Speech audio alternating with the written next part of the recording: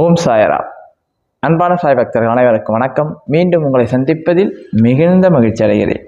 அப்பாவோட ஆசீர்வாதத்தோட இந்த நாள் இனிய நாளாக அமையணும் சொல்லி நம்ம பிரார்த்தனை பண்ணலாம். வியாழக்கிழமை மிக சிறப்பான கூட்டு பிரார்த்தனை நடைபெற்றது. எல்லா சாய் சகோதரிகளும் கலந்து கொண்டு அப்பாவோட அருளாசியை பெற்றுக்கொண்டார்கள். மிக சிறப்பாக அன்னதானம் செய்யப்பட்டது. இந்த அன்னதானத்துக்கு உதவி செய்த அனைத்து சாய் நல்ல உள்ளங்களுக்கும் நன்றியினை தெரிவிச்சுக்கிறேன். சாயராம். உங்களுடைய பிரார்த்தனைகளை அனுப்ப வேண்டிய வாட்ஸ்அப் நம்பர் கீழே வரும். வாட்ஸ்அப்பில் அனுப்பி வைங்க. கண்டிப்பாக உங்களுக்காக நாங்கள் எல்லாருமே பிரார்த்தனை பண்ணுறோம். சாய்ராம். ஓம் சாய்ராம். சாய்ராம். ஒரு சாய் பக்தர் எனக்கு ஒரு சந்தேகத்தை கேட்டார். அவர் நம்மளோட சேனல் இப்போ தான் பார்த்தாராம். அது கூட 2-3 நாள் தான் பார்த்துருக்குறாரு. ஆனால் ஒரு சந்தேகத்தை நான் யார்கிட்ட கேட்குறது தெரியல சார். ஏன்னா உங்ககிட்ட கேட்டால் தெளிவான பதில் கிடைக்கும்னு சொன்னார். இந்த சந்தேகம் எல்லாருக்குமே இருக்கும். அவர் ஃபோன் பண்ணி, சாய்னா எனக்கு நான் பாபாவெல்லாம் நான் கும்பிட்டதே இல்லை. இது வரைக்கும் நான் பாபாவை கும்பிட்றதெல்லாம் இல்லை. பாபா யாருன்னு எனக்கு தெரியாது. இருந்தாலும் பாபா என் கனவுல அடிக்கடி வந்து என்னை கும்பிடுன்னு சொல்கிறாரு. எனக்கு எப்படி கும்பிட்றதுன்னு கூட தெரியலையே. நான் என்ன பண்ணுறது? பாபா ஏன் என் கனவுல வராரு? ஏன்னா நான் அவர் கோயிலுக்கெல்லாம் போனதும் இல்லை, அவரை நான் போய் தரிசனம் பண்ணதும் இல்லை, நான் அவரை யூடியூப்பில் கூட நிறைய பார்த்ததில்ல. ஆனால் இந்த கனவு வந்தவுடனே உங்களுடைய வீடியோ எனக்கு நிறைய வந்துன்னே இருக்குது. உங்களோட வீடியோ நிறைய வருது. அதுக்கப்புறம் சும்மா தான் பார்க்கலாமேன்னு பார்க்கும்போது பாபாவோட பல அற்புதங்களை நான் அப்போ தான் தெரிஞ்சிக்க முடிஞ்சுது. அதுக்கப்புறமா என்னுடைய கேள்விக்கு சரியான பதில் நீங்கள் தான் சொல்லுவீங்க. கண்டிப்பாக அதனால தான் உங்ககிட்ட கேட்குறேன். சாயனா ஏன் என் கனவுல பாபா அடிக்கடி வராரு? என்ன விஷயம்னு எனக்கு புரியல, நீங்கள் கொஞ்சம் தெளிவான்னு சொல்லுங்கன்னாரு.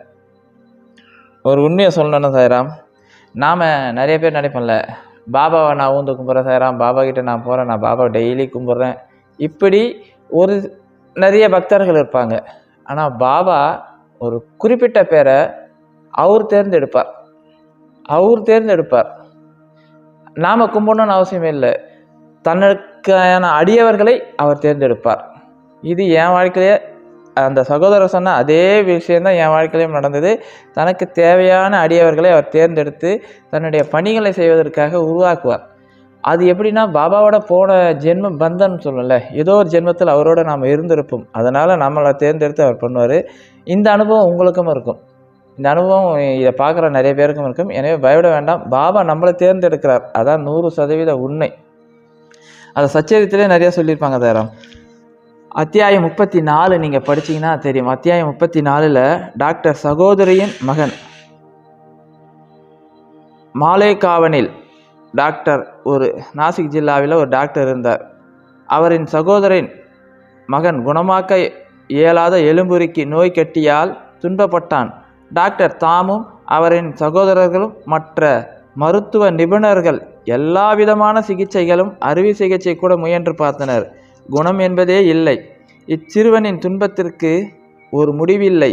நண்பர்களும் உறவினர்களும் அந்த சிறுவனின் பெற்றோர்களிடம் தெய்வீக உதவியை கோரும்படி கூறினார்கள். குணமாக்க இயலாத வியாதிகளெல்லாம் தமது வெறும் கடைக்கண் பார்வையினால் மட்டுமே குணமாக்கிவிடும் சாய்பாபாவின் முயற்சிக்கும்படி அறிவுறுத்தினார்கள். எனவே பெற்றோரும் ஷிரடிக்கு வந்தனர். பாபாவின் முன் பணிவுடன் மரியாதையுடன் வேண்டினார்கள். தங்கள் பயனை காக்கும்படி மன்றாடி பிரார்த்தனை செய்தார்கள். கருணை உள்ள பாபா அவர்களுக்கு ஆறுதல் அளித்து, இம்மசூதியில் அடைக்கலம் புகுவோர் இப்பிறவியிலும் காலத்தின் முடிவிலும் எதையும் குறித்தும் கஷ்டமே படமாட்டார்கள். இப்போது கவலையற்று இருங்கள். உதியை நோயின் கட்டியின் மீது தடவுங்கள். 1 வாரத்திற்குள் அவன் குணமடைவான். கடவுளை நம்பு. இது மசூதி அல்ல, துவாரகமாய்.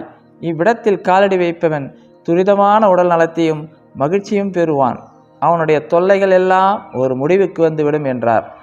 பையன் பாபாவின் முன் உட்கார வைக்கப்பட்டான்.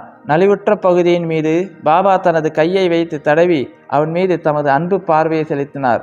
பையன் மகிழ்ச்சி அடைந்தான். உதியை தடவிய பின்னர் அவன் குணமடையத் தொடங்கினான். சில நாட்களுக்கு பின்னர் பூரணமான ஆரோக்கியமானான். பின்னர் பாபா உதியாலும் அருட்பாறையாலும் குணப்படுத்தியதற்கு பாபாவுக்கு நன்றி செலுத்திவிட்டு பெற்றோர்கள் ஷிரடியை விட்டு சென்றனர். இதை அறிந்த அந்த பையனின் மாமாவாகிய டாக்டர் ஆச்சரியமடைந்தார். தாம் ஏதோ ஒரு விஷயமாக பம்பாய்க்கு போகும் வழியில் ஷிரடிக்கு போக வேண்டும் விரும்பினார். ஆனால் மால்கானாவில் மண்மாடிலும் அவரிடம் சிலர் பாபாவுக்கு எதிராக பேசி அவரது செவிகளில் விஷத்தை பாய்ச்சினார்கள். எனவே ஷிரடிக்கு தம் விஜயத்தை செய்ய இருந்த எண்ணத்தை விட்டுவிட்டு பம்பாய்க்கு நேரடியாக சென்று விட்டார். தமது விடுமுறையை மீதமுள்ள நாட்களை அவர் அலிபாக்கில் கழிக்க விரும்பினார். ஆனால் பம்பாயில் இருந்தபோது 3 தொடர்ந்து இரவுகளிலும் இன்னும் நீ என்னை நம்ப மறுக்கிறாயா என்ற குரல் எழுந்தது. பின்னர் டாக்டர் தமது மனதை மாற்றிக்கொண்டு ஷிரடிக்கு செல்ல தீர்மானித்தார். பம்பாயில் ஒட்டு ஜுரம் வந்து ஒரு நோயாளியை கவனிக்க வேண்டியிருந்தது. அது விரைவில் குணமடையும் அறிகுறி எதையும் காணும். எனவே தமது ஷிரடி விஜயத்தை ஒத்தி வைக்கப்பட்டது என்று அவர் நினைத்தார். எனினும் தனது மனதில் ஒரு சிறிய பரீட்சை வைத்து கொண்டார். நோயாளி இன்று குணமடைந்தால் நான் நாளை ஷிரடிக்கு விஜயம் செய்வேன் என்று கூறினார். ஆச்சரியம் என்னவெனில், அவர் அத்தீர்மானம் எடுத்த அந்த கணம் தொட்டே ஜுரம் நீங்கத் தொடங்கி உடல் சாதாரண நிலைக்கு வந்துவிட்டது. பின்னர் தமது தீர்மானத்தின்படி அவர் ஷிரடிக்கு சென்று பாபாவின் தரிசனத்தை பெற்று அவர் வீழ்ந்து பணிந்தார். அவர் தமக்கு அடிவராக்கும் வண்ணம் பாபாவுக்கு அத்தகைய அனுபவங்களை அளித்தார். அவர் அங்கு 4 நாட்கள் தங்கியிருந்தார். பாபாவின் உதி ஆசீர்வாதங்களுடன் வீட்டுக்கு திரும்பினார். 15 நாட்களுக்குள் பீஜப்பூருக்கு உத்தியோக உயர்வில் மாற்றப்பட்டார். அவருடைய சகோதரி மகன் விஷயமாக பாபாவை பார்ப்பதற்கு ஒரு சந்தர்ப்பம் அளித்து இந்த விஷயத்தை ஞானிகள் பாத கமலங்களின் மீது அசைக்க இயலாத பக்தியை அவரிடம் தோற்றுவிப்பதற்கு ஒரு காரணமாக இருந்தது. ஒரு டாக்டர் அவர் என்ன பண்ணுறாரு, தன்னுடைய அக்கா மகனுக்கு எலும்புரிக்கு நோய் கட்டி வந்திருக்கும், அதை தீர்ப்பதற்கான பல முயற்சிகளை எடுத்திருக்கிறார். ஆனால் எதுவுமே பலன் அளிக்கலை. அவங்க கைவிட்டுட்டாங்க. இதுக்கப்புறம் குணப்படுத்த முடியாது, மருத்துவ ரீதியாக குணப்படுத்த முடியாதுன்னு எல்லாரும் சொல்லுவாங்களே, கடவுள் ரீதிக்கிட்ட போய் கேட்கலான்னு.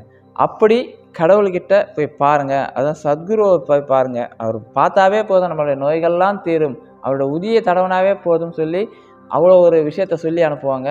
இவங்களும் பாபா தன்னுடைய மகனை கூப்பிட்டு போவாங்க. போனோன்னு, பாபா என்ன நீ முழுசாக நம்புறியா? அப்பா உங்களை தான் நம்பியிருக்கிறேன், ஒரு வாரத்தில் எல்லாத்தையும் சரியாயிடும், இந்த உதியை நம்பிக்கையோட தடவு, அந்த நோய் இருக்கிற இடம் தெரியாமல் காணா போயிடும்னு சொல்லுவார். உண்மையிலே சாரா ஒரு பெரிய விஷயம். அந்த உதியை அந்த பையன் மேலே தடவி வைப்பான், அந்த கட்டியாரை தடவி வைப்பாங்க. அந்த கட்டி இருந்ததுக்கான அடையாளமே இருக்காது, பரிபூர்ணமாக குணமடைஞ்சிருவான். இதை கேட்ட அந்த டாக்டருக்கு பெரிய ஆச்சரியமாயிடும். என்னடா பாபா இவ்வளோ பெரிய சக்தி வாய்ந்தோம், ஏன்னா மருத்துவ ரீதியாக நம்ம பல முயற்சிகள் பண்ணோம், ஆனால் எதுவும் நமக்கு செட் ஆகலையே, இது என்ன தான் நடக்குதுன்னு சொல்லி நம்ம நேராக போய் பார்க்கலாம்னு சொல்லி அவரை பார்க்கறதுக்காக கிளம்பி போவார். பாபா யாரை பார்க்க போகிறாரு? இந்த டாக்டர் பாபாவை பார்க்க போவார். போகிற வழியில் பாபா பற்றி சில வதந்திகள்லாம் இந்த இப்போ கூட நடக்குது தானே, அவரை பற்றி சில விஷயங்கள் தப்பான விஷயங்கள்லாம் சொல்ல, அவர் கடவுள் இல்லை, அவர் பிச்சைக்காரன், இப்படிலாம் சொன்னோன்னே, என்னன்னா ஒரு பிச்சைக்காரனை போய் பார்க்க போகிறோமா சொல்லிட்டு அவர் கேன்சல் பண்ணிவிட்டு பாம்பேக்கு போயிடுவார். அவர் பாம்பேயில் போய் விடுமுறை கழிக்கலான்னு தூங்குறாரு. தூங்க முடியல. 3 நாட்களும் என்னை நீ இன்னும் நம்ப மறுக்கிற, நீ என்ன இன்னும் நீ நம்ப மறுக்கிற, தொடர்ந்து அவர் கனவுல வரும், பாபாவோட உருவத்தோடு வரும். அவருக்கு என்னடா பாபா நம்ப மறக்கணும்னு வந்து அவ்வளோ நம்மக்கிட்ட கனவுல சொல்கிறாரு. சரி நம்ம ஷிரடிக்கு போகலான்னு முயற்சி பண்ணும்போது அவர் டாக்டரு அப்போ பம்பாயில் ஒரு வியாதி, ஒரு ஜுரம் பரவ ஆரம்பிக்குது. அந்த ஜுரம் வந்து கிட்டத்தட்ட 1 நாள் 5 நாள் 6 நாளாவது ஒரு மனுஷனை பாடாய்படுத்திடும். இவர் டாக்டர் இருந்தாலும் ஒரு நோயாளியை கவனிக்க வேண்டிய பொறுப்பு அவருக்கு ஒப்படைக்குது. இவர் அதுக்கான முயற்சி எடுக்கிறாரு, போகவே இல்லை.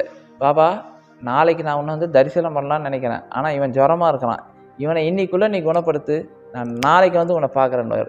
அவ்வளோதான், பாபா கிட்ட சவால் வருத அப்படின்னு சொல்லிட்டு எண்ணி அவன் சொல்லி அந்த ஒரு சபதம் எடுக்கிறார்ல, அடுத்த கணமே அந்த நோயாளி அப்படியே படிப்படியாக ஜுரம் அவரை விட்டு போட்டு அவ்வளோ பரிசுத்தமாக எழுந்து உட்காந்துப்பார். அவ்வளோ சரியாயிடும். இவருக்கு பெரிய ஆச்சரியமாயிடும், என்னடா நம்ம இப்போ தான் நினச்சேன் இந்த மாதிரி ஜுரம் சரியாக 5 நாள் ஆகும்னு பார்த்தா எழுந்து உக்காந்துட்டானேன்னு சொல்லிட்டு உடனே மனசு மாறுவார். நேராக பாம்பேலேருந்து ஷிரடியை வருவார். பாபாவை பார்த்தோன்னா அவர் பாதத்தில் விழுந்து தொட்டு கிளம்பி அவர்கிட்ட 4 நாள் தங்குவார். பாபாவை டெய்லி தரிசனம் பண்ணி அவருடைய தெய்வீக அருளை பெற்றுக்கொண்டு பாபாவோட சிறந்த அடியவராக அவர் மாறுறார். இதுதான் சார் உண்மை. இதில் 2 விஷயத்தை பாபா நமக்கு உணர்த்துவார். தனக்கு தேவைப்பட்ட அடியவரை தானே தேர்ந்தெடுப்பார். தீர்க்க முடியாத நோய்களையும் நீ நம்பிக்கையோடு வந்தால் நான் தீர்த்து வைப்பேன் என்பதை 2 விஷயத்தை பாபா இந்த அத்தியாயத்தின் மூலமாக நமக்கு சொல்லித்தரார். எனவே சாய் பக்தர்கள் பாபா கனவுல வந்தார்னா உங்களை ஏதோ ஒரு விஷயத்துக்காக தான் அவர் கூப்பிட்றாருன்னு அர்த்தம். யாரும் பயப்படான, சில பேர்லாம் பயப்படுறாங்க, சார் பாபா அடிக்கடி கனவுல வராரு, ரொம்ப சந்தோஷம் தானே கனவுல. சில பேருக்குலாம் வரலன்னு வருத்தப்படுவாங்க. உங்களை தேர்ந்தெடுத்தார்னா நீங்களும் பாபாவும் ஏதோ போன ஜென்மத்து தொடர்பில் இருந்திருப்பீங்க. அதே மாதிரி சாய்னா எனக்கு உடம்பு சரியில்லை, சாய்னா இந்த பிரச்சனை நிறைய பேர் சொல்லும்போது பாபா எவ்வளோ பெரிய விஷயத்த சொல்லியிருக்காரு.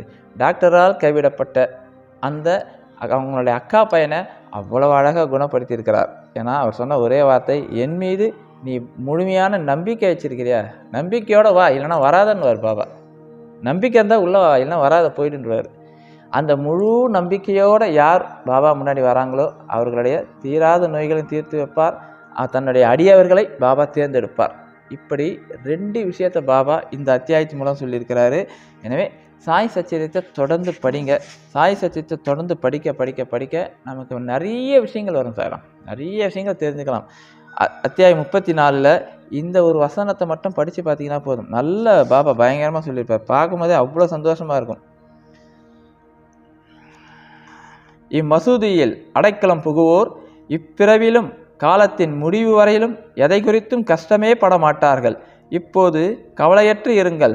உதியை நோயின் கட்டியின் மீது தடவுங்கள். 1 வாரத்திற்குள் அவன் குணமடைவான். கடவுளை நம்பு, இது மசூதி அல்ல, துவாரகமாய். இவ்விடத்தில் காலடி வைப்பவன் துரிதமான உடல் நலத்தையும் மகிழ்ச்சியும் பெறுவான். அவன் தொல்லைகளெல்லாம் ஒரு முடிவுக்கு வந்துவிடும். ஓம் சாய்ராம். ஓம்